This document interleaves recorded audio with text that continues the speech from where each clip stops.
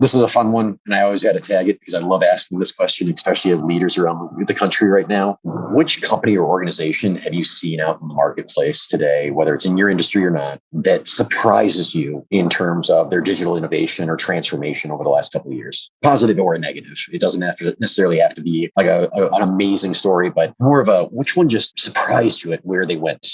Easiest one to point out, especially over the last 2 years, because we've all been in it and you and I are in it right now, is Zoom. If you really think about it, at some point in dictionary, Skype was a thing. I'm going to go Skype my friend in Europe, right? So like here's the same product environment, two different perspectives. On one side, you have a company that came in, good product. They've made some mistakes along the way. They couldn't initially scale properly. They had some security concerns where they made a statement that they were encrypting traffic completely at rest and in transit. And then you realize that they weren't, but now they are, but they owned it. Now you look at some of their innovations and some of the way they're just added a whiteboard and the way they're adding some other things. My current university, we went full blown, kind of all chips in on Zoom Phone in our Unified Communications as a Service platform in play. We still do, we'll actually be completely live with transition, I think by June. We had 3 separate telecom solutions. And when I came in and I said, well, how do we get here? Nobody knows how to answer. Other than, well, we've done well, so we just bought another one. I'm like, so when we had 2, like I can kind of understand how the second one got there. I mean, I would have had a problem with it, but let's say I get it. When somebody brought up the third one, no one said, hey, we have 2. So on one side, I think Zoom really is a relatable. I can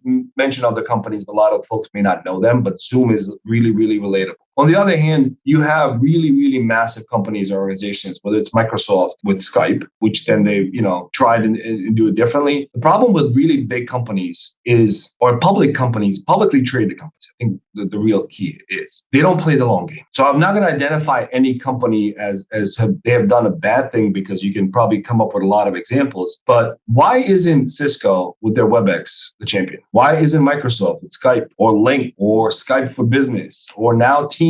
Why are they, yes, they're growing, sure, but why are they dominating the market? The problem with very, very large companies that are publicly traded, their incentive structure are quarterly earnings calls. And if all you're focused on is how much money do I make over the next 3 months, you don't play the long-term game. I'll share one story, and I've shared this with a lot of my friends who know me. I can't share the names of the company or the executive, but almost 10 years ago, I was part of a 5-person team, and we consulted on this innovative kind of building innovation teams and reimagining their product portfolio for a Fortune 100 company in New York. We spent several months with them. It was all said and done. We presented the report. We presented the entire leadership team. They had some more questions. It was almost like a week-long set of meetings and presentations. It's Friday now, 6:00 at night at this executive conference room, and the CEO comes out and he says, hey, you've all signed NDAs, right? Oh, yeah. Yep. He goes, okay, can I get you a drink? So he goes out there and opens the bar and pours Louis XIV, which is like $9,000 or $12,000 a bottle. I'm like,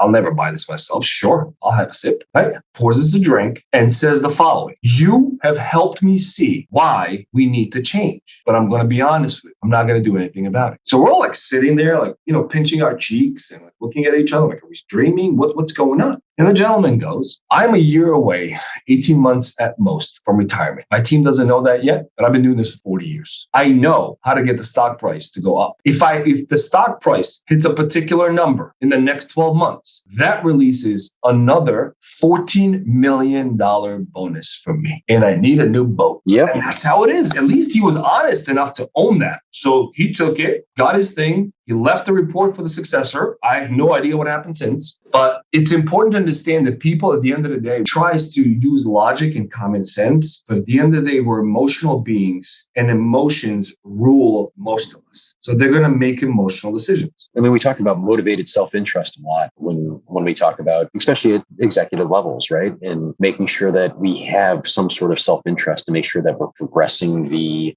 corporate agenda. But that's a great example. There's a certain place where, especially in Publix, as you're saying, there may be a conflict, because if they have an incentive to grow stock price, not necessarily to transform the company, it's going to be a different direction that they're going to choose. I mean, long story short, the integrity of my last name matters to me. I'm not going to sell it for a quarterly earnings call. And I will not be part of a leadership team that shuts down a company after 100 years. So I want to be able, when I sleep those 4 hours a night, sometimes I'm trying out to get to 6, but when I sleep those 4 to 6 hours, I want to know that I did everything as best as I could, that it was legal, it was ethical, that I had the long-term success of that company and those people in mind, because I'm always going to get mine. If I do my job well, I'll be okay.